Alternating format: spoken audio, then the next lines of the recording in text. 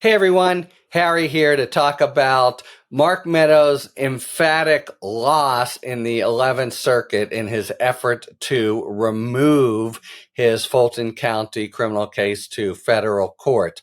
So on the one hand, it is emphatic. On the other, there's a weird wrinkle here that might permit him to soldier on, though not, I think, in a way that would continue to delay proceedings. So the third point, I'll double back on all of these, is that I think he is now back in the hopper with the rest of the Fulton County defendants, and it might afford McAfee, the judge in Fulton County, and Fani Willis, the prosecutor, to try to move up the trial currently scheduled for, well, not even scheduled, but that Fani Willis has proposed for August. All right. Removal, right? That's when a federal officer has been sued in state court and says he has a right or she has a right to go into federal court. And it's basically, you don't want the state to be able to shut down or regulate federal functions, people doing their jobs. It would violate the supremacy clause by making them stand for criminal trial or making them pay any penalty if they're doing what they're supposed to do under federal law. States can't interfere, and that's the notion of the removal statute. So not just Meadows, but a few people, including Trump, had tried to remove their cases, all unsuccessfully. Meadows now, remember, he actually decided to testify in support of his removal efforts, which was, really eye-catching at the time. And we wondered, how does that relate to what he said, if anything, in the federal proceedings, especially in the January 6th trial. He's also really involved in Mar-a-Lago. So that seemed like a risky move. It then turned out that he's already given some testimony in the January 6th proceeding, and presumably he didn't go out much further, but he testified here. The Court of Appeals had a two-part holding. In the first, a very clean, straightforward legal ruling. They said he's a former federal officer, and former federal officers cannot remove. You can imagine the kind of arguments on both sides, right? On the one hand, he's not in federal, he's not a federal officer anymore. Nobody's impeding federal policy or keeping him from doing anything. On the other hand, wait a second, he was a federal officer back then, and this prospect of being put in state prison for doing his federal job could be very serious, chilling, undermine federal policy, et cetera. So the majority, well, the court as a whole came down very firmly in favor of saying he, as a former official, he can't remove, but in a strange way. One judge and one judge only, actually the chief judge of the 11th Circuit, William Pryor, went through all the law in many circuits and said, all the cases basically say it's former. There was this one case, state case involving Trump, actually, that said otherwise. We don't find it very persuasive. He's a former officer. Boom, end of story. And you think that's the end of the story till you get to the end of the opinion after the second part, which I'll summarize in a moment. And the other two judges have a long and pretty alarmist opinion in which they say it's a terrible idea to prevent former officers from having the benefit of removal. All the reasons you want removal apply to actions done by former officers, and they lay out these scenarios where they say, look what happens, et cetera. But then they say at the end, after 10 pages of this, however, they don't put it exactly these terms, but it's clear they're endorsing what the one judge, Pryor, had to say. The text and the structure of the statute make clear that it doesn't apply to former officers. Basically everything the one judge said was correct.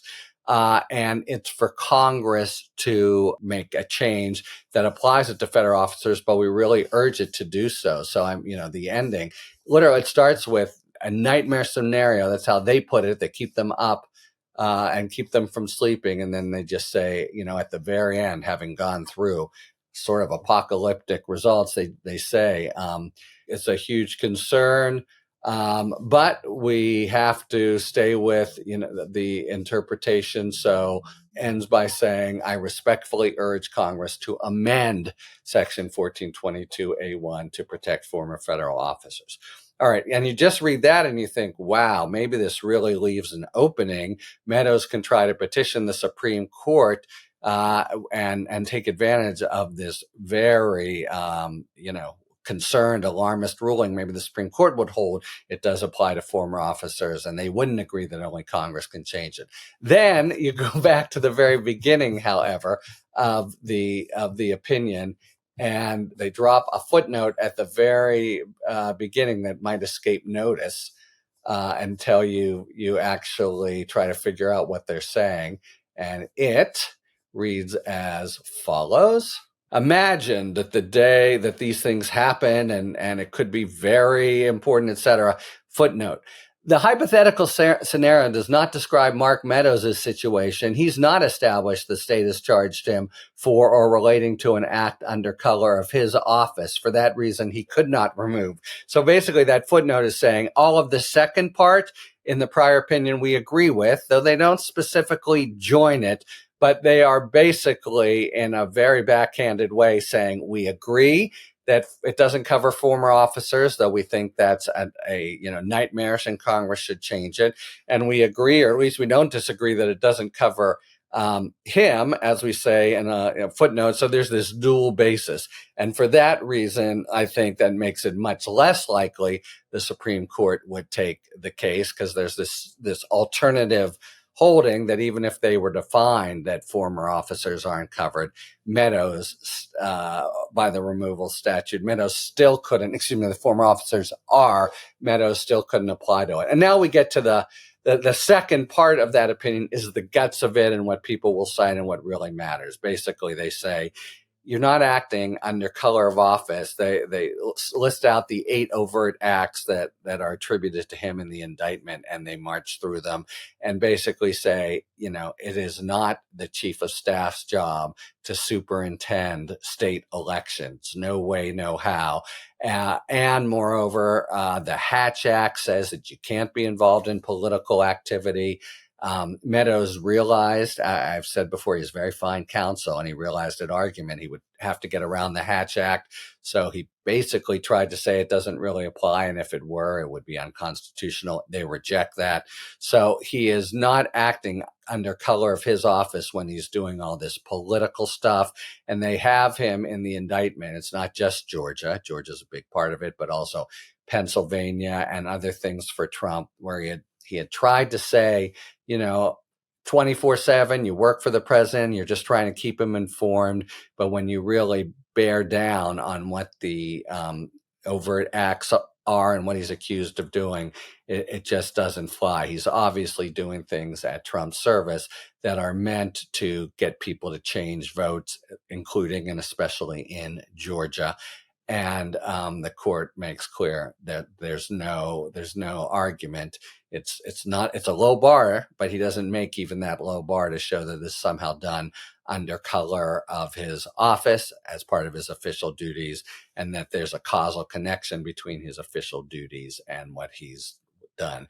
So in a weird way, with a funny schism between and among the three judges, it amounts to a pretty emphatic and long opinion against Meadows, because A, he's a former, not a current official, and B, and most importantly for going forward, because what he's done is not under color of office. That has implications. This is a court of appeals. That's going to have implications for other people, for Trump as well, for any kind of argument that Trump in particular might make that some of this conduct was within the outer perimeter of duties, as is showing up in the immunity litigation that he's bringing. That's not the same here as removal, but it's related. It's basically, are you acting as a federal officer, or are you acting as a rogue doing something you're not supposed to do?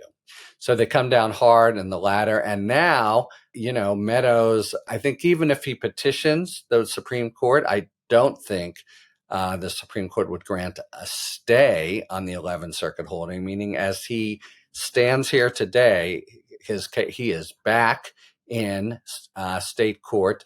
They're all back in state court now, all whatever, 15 or so. And I think a bunch of them, 6 to 9, might be pleading out there, the Georgia electors. So now all of a sudden, the judge there in Fulton County has a sort of tractable situation on his hands where potentially it could be back in play to have one trial, including Trump, winnowed down from the 15, and do it before August, which he would have to do if there was going to be any chance that it would be completed before the election, because Fani Willis says it'll take 4 months to present evidence, and you still have to pick a jury, you have to have defendants put on defenses, et cetera. So even that might be a long shot, but it's just now back in theoretical play. And now all the defendants who've tried to remove have lost. And in losing, they have had it affirmed that, at least based on the allegations that the department and Jack Smith have brought, and you can be pretty sure that they have good evidence to back it up, they're not going to be able to say they were doing their jobs, doing their federal jobs, anything like that. The sort of preliminary legal assessment is this is not what you're supposed to be doing. You, in fact, were, and chief among them, Donald Trump, violating the Constitution, acting in traitorous ways, not lawful ways. Even just today, Trump has tried in another case in New York to say this is all protected by the First Amendment. Again and again, the defendants who have done that, and principally in the context of removal, they've been struck down by the courts that have pretty consistently recognized that these are legal and very serious legal violations. So everyone's back now in Fulton County State Court, and we'll see what McAfee does in terms of a date for trial, and whether that gives any prospect whatsoever to being completed before the November 2024 election. Because as we've seen this week, the trial that had seemed in the pole position, the January 6th trial in front of Chutkan, is now somewhat uncertain because of the stay that she imposed while Trump presses his immunity defenses up to the Court of Appeals and the Supreme Court. Okay, McAfee back, removal finished, no under color of law, all perfidious, might be the words of the law, and pretty emphatic, with this funny wrinkle that I think basically adds up to nothing, both on the law as a former official and on the facts as somebody who was doing stuff that really he had no business doing. Meadows is a loser. Talk to you later. Thanks for tuning in. If you enjoyed this video and other Talking Feds content, please take a second to like and subscribe. Talk to you later.